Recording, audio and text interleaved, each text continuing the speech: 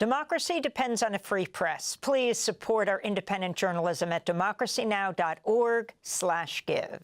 This is Democracy Now!, democracynow.org, The War and Peace Report. I'm Amy Goodman in New York, joined by Democracy Now!'s Juan Gonzalez in Chicago. Hi, Juan. Hi, Amy, and welcome to all of our listeners and viewers across the country and around the world. President Trump addressed a joint session of Congress in a highly partisan 100-minute speech, the longest presidential address to Congress in modern history. Trump defended his sweeping actions over the past 6 weeks. We have accomplished more in 43 days than most administrations accomplished in 4 years or 8 years, and we are just getting started. President Trump praised his biggest campaign donor, the world's richest man, Elon Musk, who's leading Trump's effort to dismantle key government agencies and cut critical government services. And to that end, I have created the brand new Department of Government Efficiency, DOGE. Perhaps you've heard of it. Perhaps.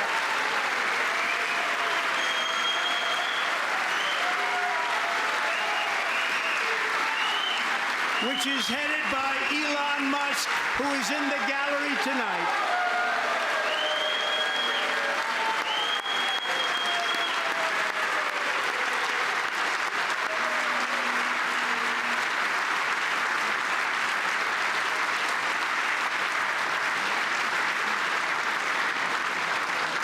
Thank you, Elon. He's working very hard. He didn't need this. He didn't need this. Thank you very much. We appreciate it. Some Democrats laughed and pointed at Elon Musk when President Trump made this comment later in his speech.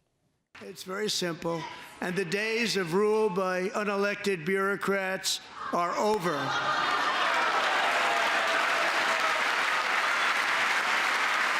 During his speech, President Trump repeatedly attacked the trans and immigrant communities, defended his tariffs that have sent stock prices spiraling, vowed to end Russia's war on Ukraine, and threatened to take control of Greenland. We also have a message tonight for the incredible people of Greenland. We strongly support your right to determine your own future. And if you choose, we welcome you into the United States of America. We need Greenland for national security and even international security, and we're working with everybody involved to try and get it. But we need it really for international world security. And I think we're going to get it. One way or the other, we're going to get it. During Trump's 100-minute address, Democratic lawmakers held up signs in protest reading, "This is not normal," "Save Medicaid," and "Musk steals." One Democrat, Congressmember Al Green of Texas, was removed from the chamber for protesting the president. Likewise, small business optimism saw its single largest one-month gain ever recorded, a 41-point jump.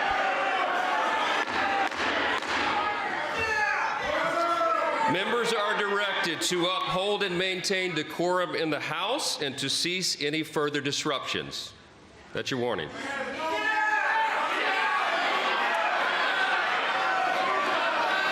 Members are engaging in willful and continuing breach of decorum, and the chair is prepared to direct the Sergeant-at-Arms to restore order to the joint session.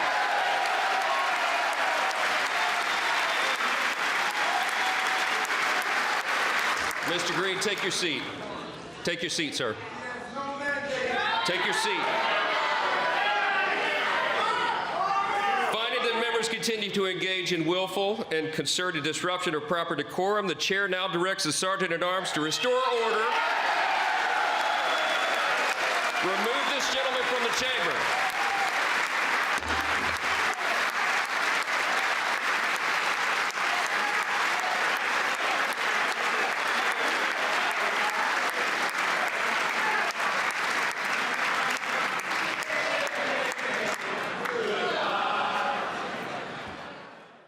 That was House Speaker Mike Johnson, who called in security to take Texas Democratic Congressmember Al Green out. Afterwards, Green spoke to reporters after being removed.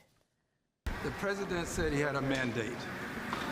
And I was making it clear to the president that he has no mandate to cut Medicaid. I have people who are very fearful. These are poor people, and they have only Medicaid in their lives when it comes to their health care. And I want him to know that his budget calls for deep cuts in Medicaid. He needs to save Medicaid, protect it. We need to raise the cap on Social Security. There's a possibility that it's going to be hurt, and we've got to protect Medicare. These are the safety net programs that people in my congressional district depend on. And this president seems to care less about them and more about the number of people that he can remove from the various programs that have been so helpful to so many people. Texas Democratic Congressmember Al Green. We begin today's show with Ralph Nader, the longtime consumer advocate, corporate critic, former presidential candidate. Ralph Nader is founder of the Capital Citizen newspaper's most recent lead article in the new issue of Capitol Hill Citizen is titled, Democratic Party Apologized to America for Ushering Trump Back In. He is also the author of the forthcoming book, Let's Start the Revolution, Tools for Displacing the Corporate State and Building a Country that Works for the People. Medicaid, Social Security, Medicare, all these different programs. Ralph Nader, respond overall to President Trump's, longest congressional address in modern history. Well, it was also a declaration of war against the American people, including Trump voters in favor of the super rich and the giant corporations.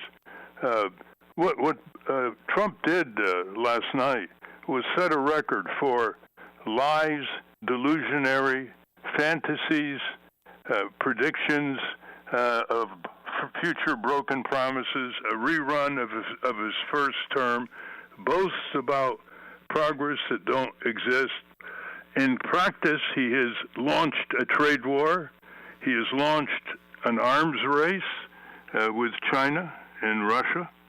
He has perpetuated and even worsened the genocidal support against the Palestinians. He never mentioned the Palestinians once, and he's taken Biden's genocidal policies one step further by demanding the evacuation of Palestinians from Gaza.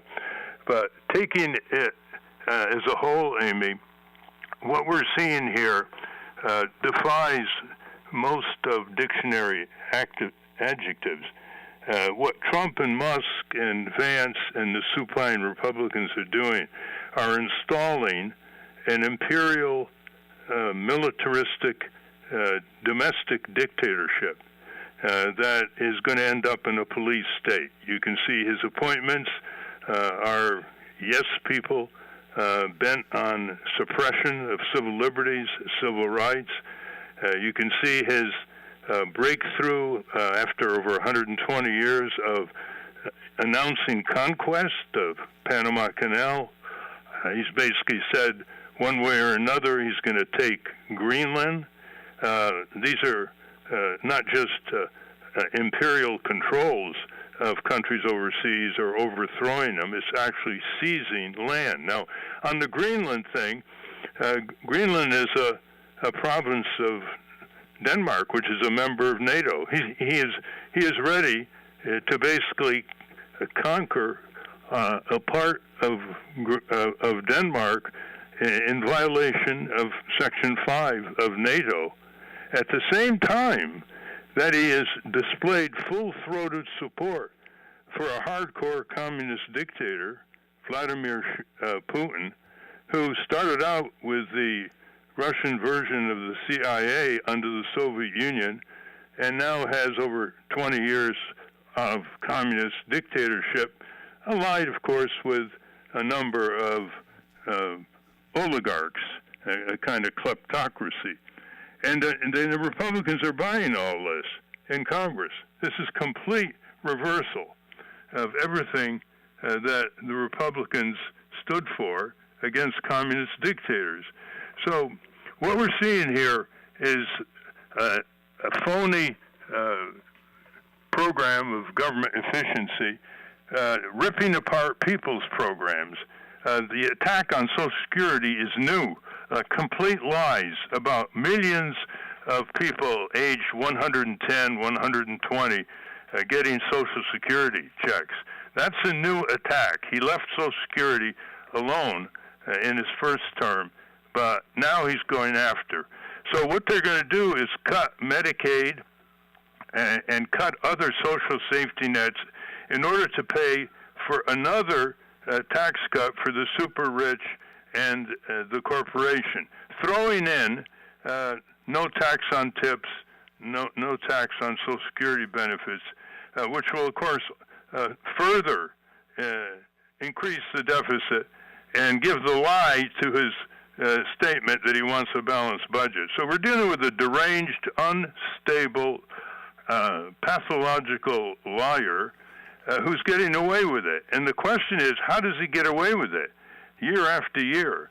Because the Democratic Party has basically collapsed. They don't know how to deal with a criminal recidivist, a person who has hired workers without documents and exploited them, a person who's a bigot against immigrants, including legal immigrants who are performing totally critical tasks in home health care, processing poultry, meat, and half of the construction workers in Texas are undocumented workers.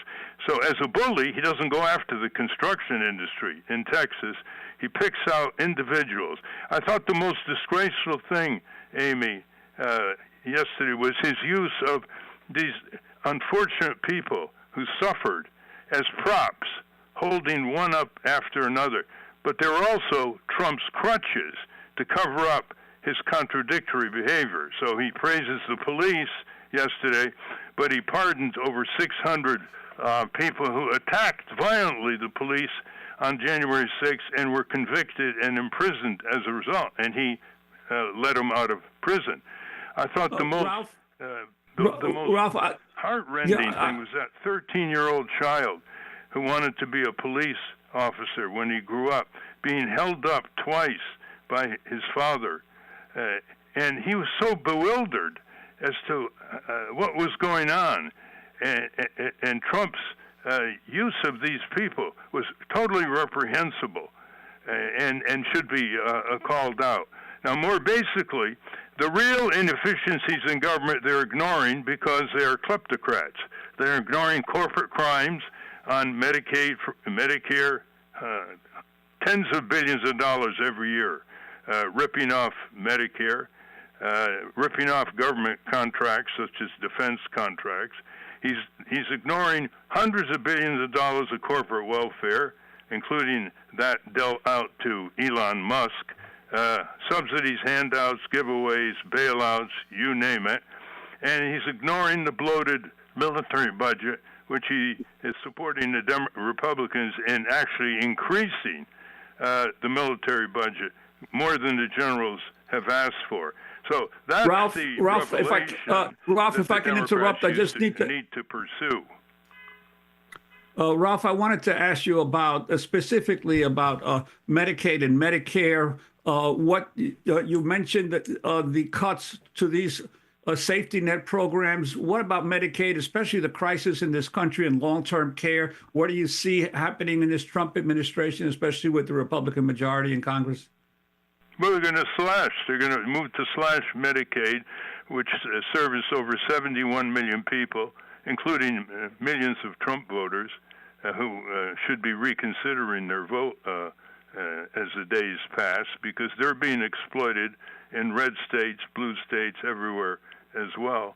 They have to cut tens of billions of dollars a year from Medicaid to pay for the tax cut. That's number one. Now they're going after Social Security. Who knows what the next step will be on Medicare? They're leaving Americans totally defenseless by slashing meat and poultry and food inspection laws, auto safety. They're exposing people to climate violence by cutting FEMA, the rescue agency. They're cutting forest rangers deal with wildfires.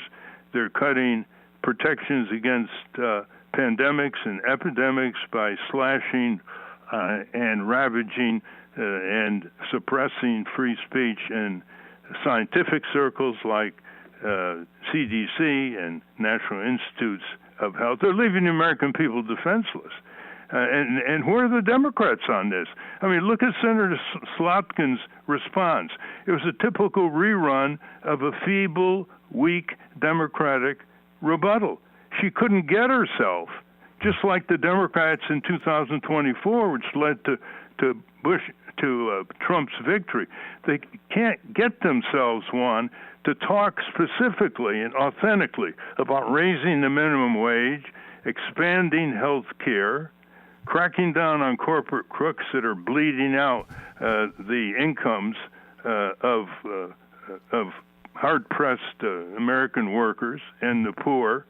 They can't get themselves to talk about increasing frozen Social Security budgets for 50 years that 200 Democrats supported raising, but Nancy Pelosi kept them when she was Speaker from taking John Larson's bill to the House floor. That's why they lose. Look at her speech. It was so vague in general. They chose her because she was in the national security state. She was a former CIA. They chose her because they wanted to promote the losing version of the Democratic Party instead of choosing Elizabeth Warren or Bernie Sanders, the most popular polled politician in America today. That's who they chose. So as long as the Democrats monopolize the opposition and crush third-party efforts to push them into more progressive realms, the Republican plutocratic Wall Street war machine declaration of war against the American people will continue. We're heading into the most serious crisis in American history. There's Ralph no Nader, we're comparison. going to have to leave it there, but of course we're going to continue to cover these issues. And I also wanted to wish you, Ralph, a happy 91st birthday. Ralph Nader. I wish people to get the Capital Citizen, which tells people what they can really do to win democracy and justice back. So for $5 or donation or more, if you wish, you can go to Capitol Hill Citizen and get a copy sent immediately by first-class mail, or more copies for your circle of resisting and protesting and prevailing over this Trump dictatorship. Ralph Nader, longtime consumer advocate, corporate critic, four-time presidential candidate, founder of the Capitol Hill Citizen newspaper. Democracy Now! Is funded by viewers like you. Please give today at democracynow.org/give.